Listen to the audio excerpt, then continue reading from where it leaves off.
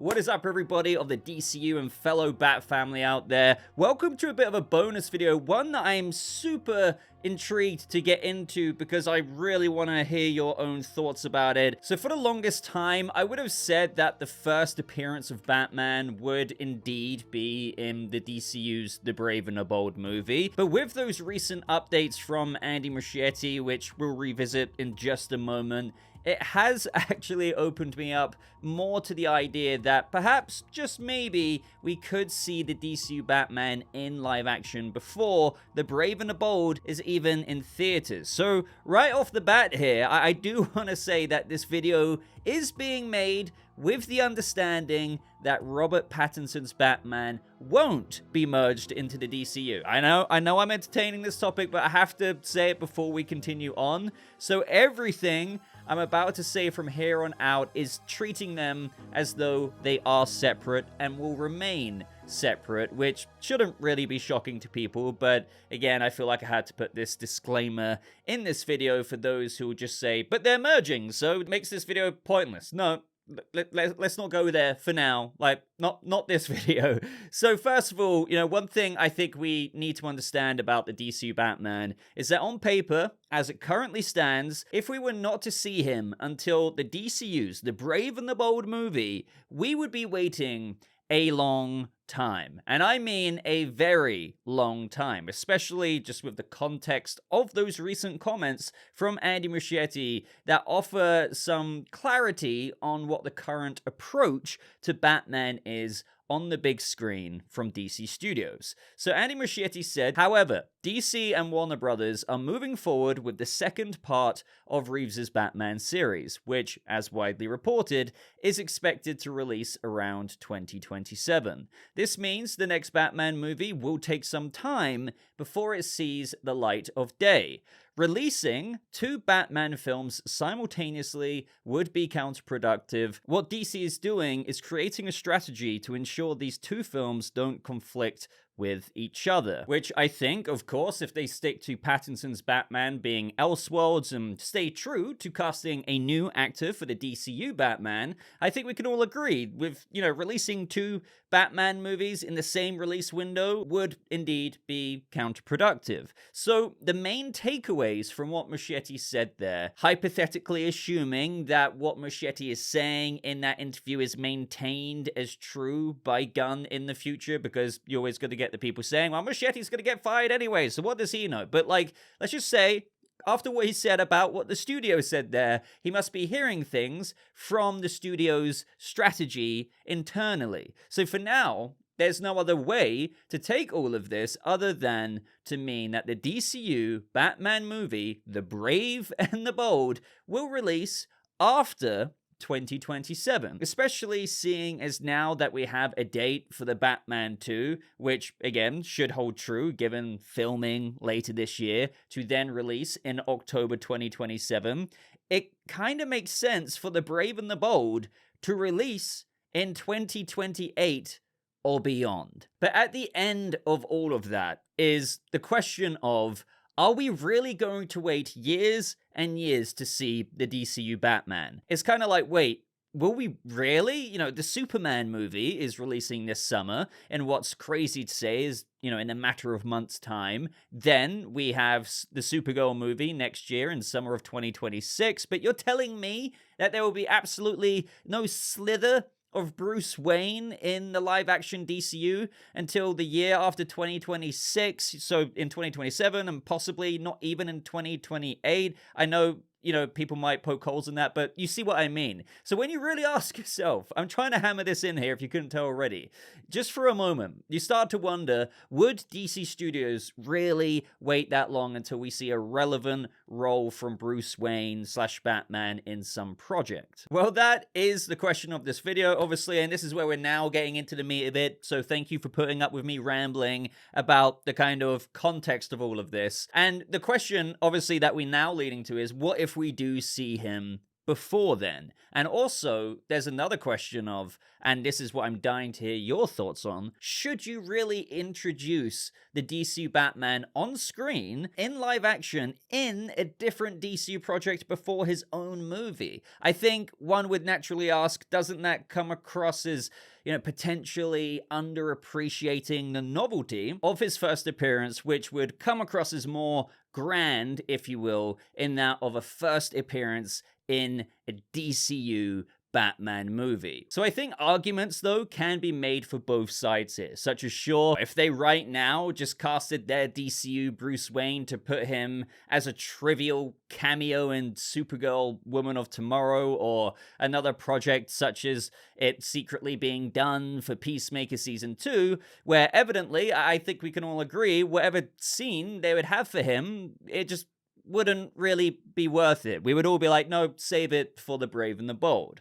So coming from that standpoint, I would absolutely agree with those saying otherwise, and that they should instead save the novelty of Batman's first live-action appearance and debut for his very own movie. However, ladies and gentlemen, something else came up in the past couple of months, and I think you all know what it is, which is the very thing that made me think twice, for the first time, about the idea of Batman appearing in another project before his own, as unnecessary to, hey, wait, if they did this right, that could actually be a cool, as Gunn would say himself, aperitif to the DCU's Batman's eventual big debut. One that doesn't actually even get in the way of what the studio views, according to Andy Muschietti, as being counterproductive, as we went over earlier.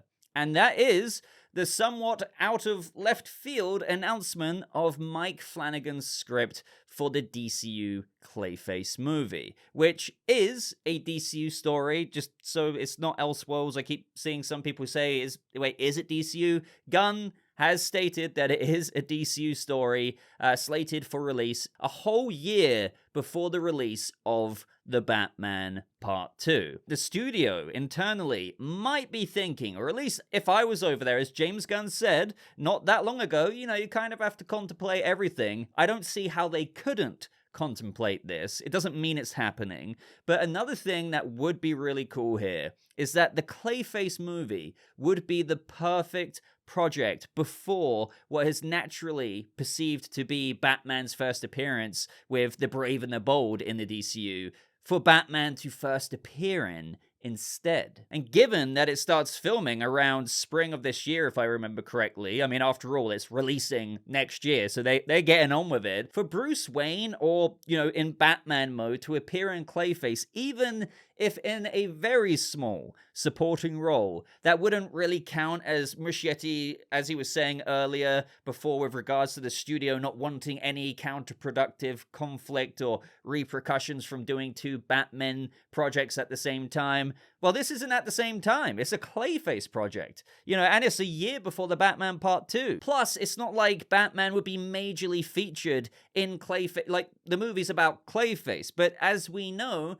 Mike Flanagan's Clayface script, as he's got into, is meant to be this horror, thriller, tragedy. And so, obviously, we're going to see the origins of Clayface in Gotham, of course. But to get into the meat of this, I think this is the very thing in of itself with Clayface that excites me. And that's that it's A, we know it's a DCU story, but B, it will obviously be in the live action DCU's Gotham. And C, well, that means a DCU story in Gotham is coming to the silver screen before The Brave and the Bold. Like, really think about that for a second. A story of a Batman villain in the DCU's live-action Gotham is releasing on the silver screen before we get in The Brave and the Bold. So are you telling me, this is what the little voice in my head says, and I think it's starting to creep up on a lot of other people, are you telling me that they're going to resist showing Batman in that Gotham live-action story? it kind of makes you wonder, doesn't it? Now, not that this, what I'm about to say, confirms anything, but Gunn is sometimes sneaky with his teases, and with his confirmation post of Clayface on Instagram, he said the typical exciting news out of DC Studios today is Clayface, a DCU story from a script by Mike Flanagan, has been officially greenlit and it premieres in 2026. And what photo does he choose to display here? Well, of course, you have the classical mud monster Clayface, one that is very similar to the Clayface we saw in the DCU's Creature Commandos. But, oh wait, there's a little Batman in the corner of that image. Now again, I could be kind of getting into crazy territory here. You could be like, Boba just posted a Clayface picture celebrating the project announcement and that they're actually doing it, right? Sure, but if I put my conspiracy hat on for a second, he could have just shown a picture of Clayface. You have to think it's kind of intentional, maybe, to include Batman there. I know some of you are going to be rolling your eyes right now, but and Gunn could have just innocently been like, oh yeah, it's a cool picture of Clayface and Batman. This doesn't mean Batman's in it. And given that we are getting a live-action Gotham, they're doing production in Gotham before we get our proper Batman movie in the DCU. How could they resist? Sure, I fully expect Easter eggs to Wayne Enterprises, this, that, and the other. Obviously. Like, bare minimum, we're getting that. I could say that with confidence. But they could cast an actor. You could even look at it in the same vein as there's technically nothing wrong with casting a DCU Batman actor before even the script for his own movie is written. Just through comparison of how, we're meant to be getting an Authority movie, right? And you have Maria Gabriela de Frias, the engineer, already cast in Superman. So since we are, again, the way the chips have landed, sure, it might not have been a part of the original plan, Mike Flanagan's Clayface script, that they're like, holy crap, let's do that. It's actually coming out 2026. We didn't even properly know about this during our DCU Chapter 1 reveal in January of 2023. Otherwise, I'm sure Gunn would have put that in there. So do you see what I mean? Circumstances have kind of changed. The Batman Part 2 is coming out October 2027. That means, as per what Muschietti was saying, the whole conflict thing, Brave and the Bold probably isn't coming out for quite a while, but hey, maybe we can actually cast the DCU Batman, so long as we're really happy with who we want to be that Batman in his own movie in the future, and we'll stick to that. We'll get him to sign the contract. Hey, you're not only appearing in Clayface, you're appearing in the Brave and the Bold as well. Now, interestingly,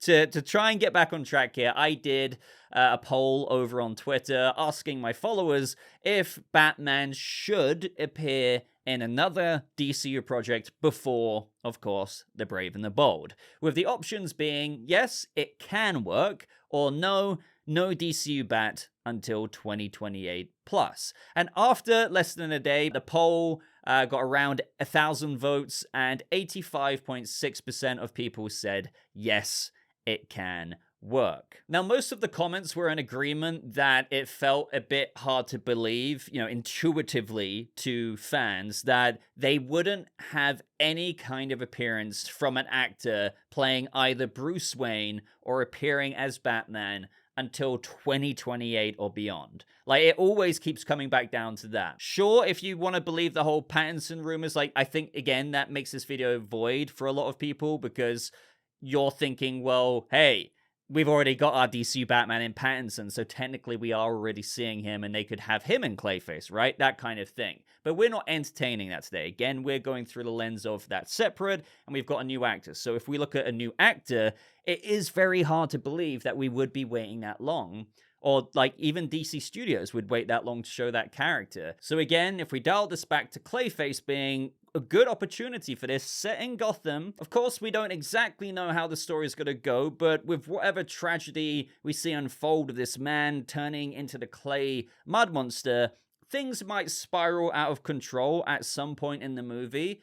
And Batman, just might need to get involved. And I'm not even saying that it would be to the extent of, even though this would be cool. I would love to know your thoughts on this one. Of an example, such as how we saw Ben Affleck's Batman in David Ayer's Suicide Squad movie going after Joker and Harley. That is an example of the absolute ceiling of what I would expect if they wanted to have DCU Batman in Clayface, and a cool way of just saying, hey, here's your DCU Batman. Look forward to him arriving in the DCU properly with his proper debut in the future in The Brave and the Bold. And if we're going to be waiting years and years and years, again, 2027 to 20, well, it will definitely be after the Batman Part 2, so 2028, maybe something can be done. But again, would having some kind of scene teaser like this steal from what a huge debut Batman could have in his own movie? I guess it's like me saying, imagine if David Corenswet, let's just say the DC unfolded a little bit different. Let's say Waller came out first, or technically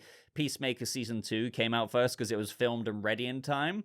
It's like David Corenswet having a role in Peacemaker Season 2 before his own movie. But instead, no. Like, we're getting him in his own movie first. And that is much more of a prestigious way to debut Corenswet's Clark Kent and Superman in this new universe, rather than that of, hey, like, you know, I'm kind of in this project. But to be fair, like, the Batman and Superman characters under DC Studios are really in different situations, which is why this video has even been made. Like, Batman does have a couple of things going on with the Matt Reeves Batman Elseworlds, and, you know, you have the internal studio strategy there of how they want to do it from what Muschietti was saying. Superman's like, hey, Superman and Lois is over, so you don't really need to worry about that. We're just doing our movie. So that's why I dare ask, yeah, maybe DC Studios would actually be okay with doing this with Batman, as can, I mean, sure, they can afford to do this if they wanted to do it, but really, can they afford